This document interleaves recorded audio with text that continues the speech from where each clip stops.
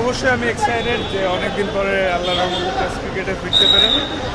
সবাই দোয়া করেন আল্লাহ যাতে আমাকে সুস্থ রাখে, কারণ আপনারা যারা ক্রিকেট ফলো করেন কম বেশি জানেন আমার শোল্ডারের প্রবলেমের জন্য আমি টেস্ট থেকে বিরতিতে গিয়েছিলাম, যাতে শরীর ভালো থাকে এবং দেশকে যাতে লঙ্গার ভার্সনে ম্যাচ জিতাইতে পারি, এটাই।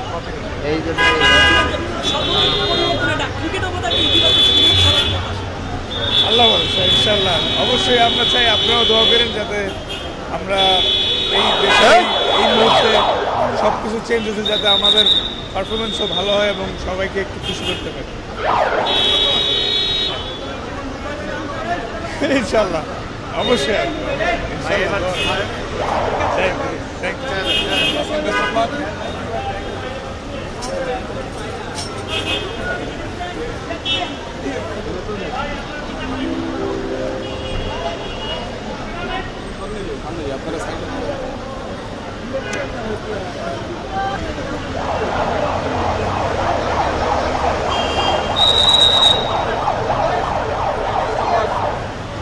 এই সাব্বির একটু মাথাটা নিচু করো ভাই।